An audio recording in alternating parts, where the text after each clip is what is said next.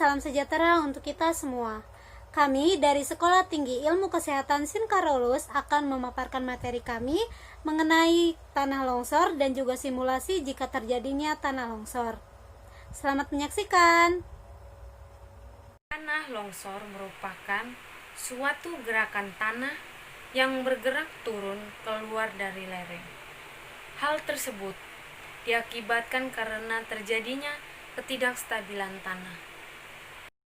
Klasifikasi tanah longsor dibagi menjadi 5. Yang pertama adalah runtuhan, yang kedua adalah robohan, yang ketiga adalah longsoran, dan yang keempat adalah pencaran lateral, dan yang terakhir adalah aliran.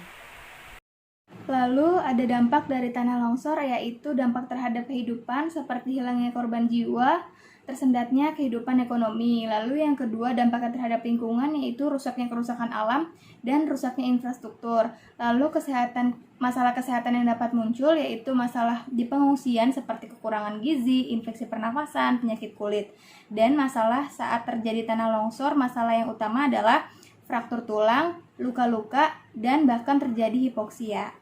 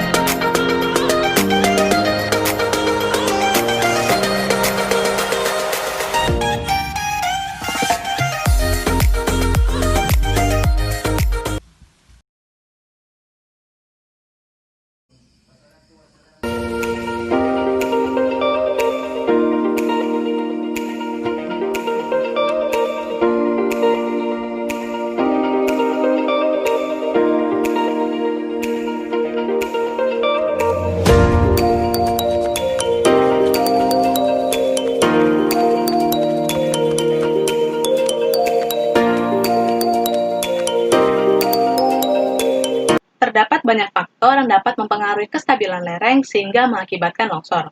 Faktor-faktor tersebut adalah seperti kondisi geografi, kondisi hidrografi, topografi, perubahan cuaca, serta iklim. Pada dasarnya, longsor terjadi akibat adanya gaya dorongan atau lebih besarnya gaya dorongan pada tanah atau lereng daripada gaya penahannya, sehingga terjadilah longsor. Berikut akan saya sebutkan beberapa faktor-faktor yang mempengaruhi terjadinya longsor.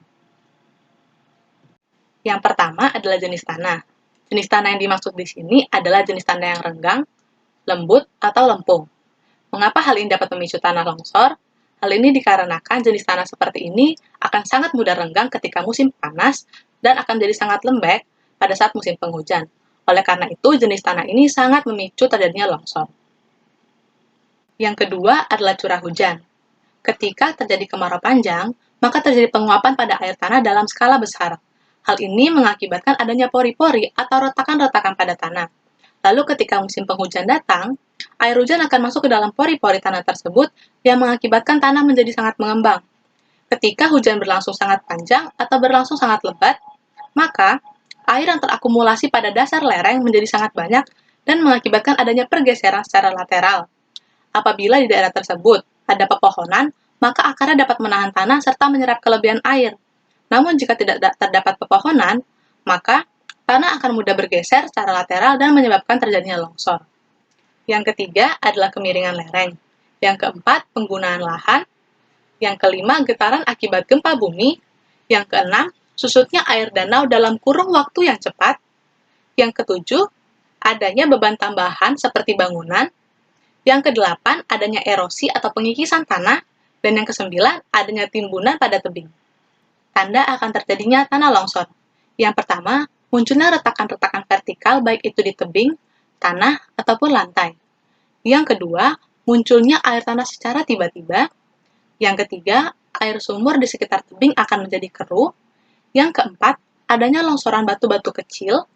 Yang kelima, miringnya pohon ataupun tiang di sekitar tebing. Yang keenam, runtuhnya bagian tanah dalam jumlah besar. Yang ketujuh, longsor-longsor kecil, tebing rapuh, dan kerikil akan mulai berjatuhan. Jadi, Badan Penanggulangan pada tahun 2019 membuat strategi penanggulangan bencana tanah longsor. Yang pertama, menghindari pembangunan pemukiman di bawah lereng. Yang kedua, mengurangi tingkat keterjangan lereng. Yang ketiga, menjaga drainase air dengan baik. Yang keempat, pembuatan bangunan penahan agar tidak terjadi pergerakan tanah penyebab longsor. Yang kelima, penanaman pohon yang mampu menjaga drainase air. Yang keenam, relokasi daerah rawan longsor. Yang ketujuh, waring system atau teknologi peringatan bencana tanah longsor. Baik, karena pemaparan materi dan juga simulasi telah selesai, saya sebagai moderator pamit undur diri. Terima kasih kepada presentan yang telah memaparkan materi dan memberikan simulasi dengan sangat baik. Kami berharap materi yang telah disampaikan berguna untuk kita semua. Salam sehat dan terima kasih.